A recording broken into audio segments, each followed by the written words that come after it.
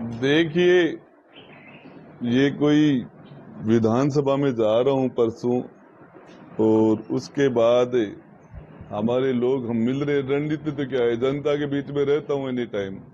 जो सच होता है वो बोलता हूं। जब तक मेरे शरीर में मेरा दिल धड़केगा, सांस चलेगी, तब तक सच बोलता रहूंगा।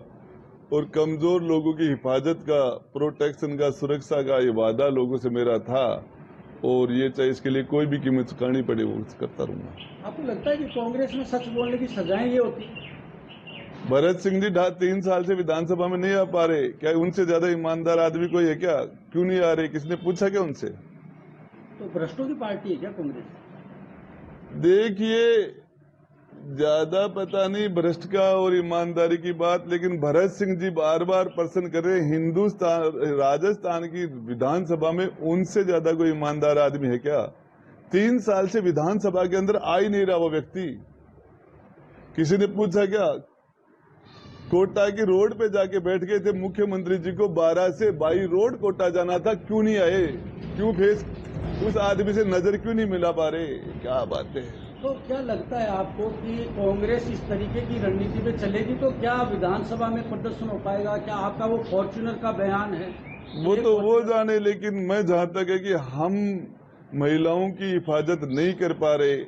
मेरे दूल्हे और दुल्हन को एक साथ गोली मार दी गई मेरे यहाँ रोज हमारे यहाँ महिलाओं के साथ दुष्कर्म की हत्याएं हो रही हैं।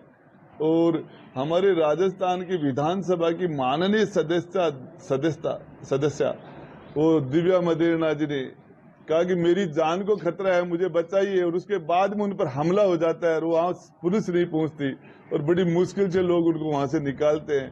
कहाँ है इसके? तो ये पुलिस का क्या मानते हो, रोल क्या होना चाहिए, क्या हो गया? पुलिस का काम तो है एफआईआर लिखने के पैसे लेती है, नाम काटने के पैसे लेती है, मुकदमे में एफआईआर लगाने के पैसे लेती है। और वो तो मोटरसाइकिल वालों से, गाड़ी वालों से, रात को उनको तो बेचारों को मंथली लेने में, और उसी में उनको टाइम नहीं मिलता। मुख्यमंत्री जी को अपनी कुर्सी बचाने में टाइम नहीं मिलता, तो फिर ये जनता का क्या होगा? तो सर, आप जैसे कांग्रेस का आप बर्खास्त आपको मंत्री से कर दिया है, अब आगे आपका चुनाव को लेकर के कौन सा दल प्राथमिकता रहेगी? साहब, कोई दल नहीं है। मैं तो आपको बताऊं, ये जनता जो कहती है वो कर लेता हूँ। 3 चुनाव इस जनता ने, उदयपुर वाटिका ने हमें विधानसभा में भेज दिया। कोई दल वल नहीं था, और ये जनता चाहेगी तो चले जाएंगे, नहीं यहाँ जब तक जिंदा रहूंगा यही करता रहूंगा। इसके अलावा और कोई काम मुझे आता ही नहीं है।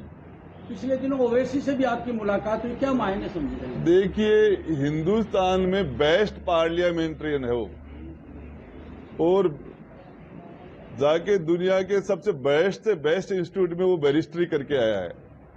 और यदि कोई भी लोकतांत्रिक तरीके से कोई नेता चुन के आता है लोकसभा में, 1 बार नहीं, 2 बार नहीं, 4 बार, तो उस नेता से मिलने में कहाँ दिक्कत है? मैंने किसी आतंकवादी से तो कोई मुलाकात की नहीं। लोकतांत्रिक तरीके से जीत के आते हैं, अपने लोगों की बात उठाते हैं, उससे हम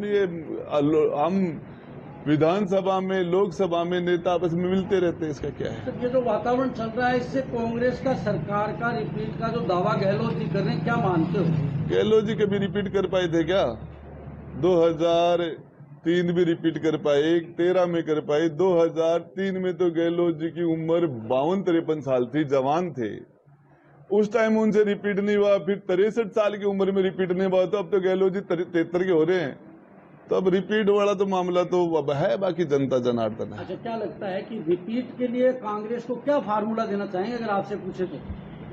भाई, महिला सुरक्षित नहीं है, बहन बेटियां सुरक्षित नहीं है, किसानों के ऊपर जो है हमारे किसान, उनके लिए काम करो, मजदूरों के लिए करो। रोज आरपीएससी में पेपर आउट हो रहे हैं।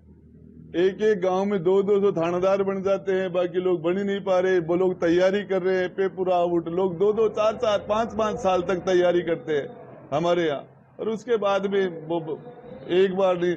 आरपीएससी का मेंबर जो मुख्यमंत्री की कलम से मेंबर बनता है, वो पेपर बेचता है, लाखों में पेपर की रेट लगती है।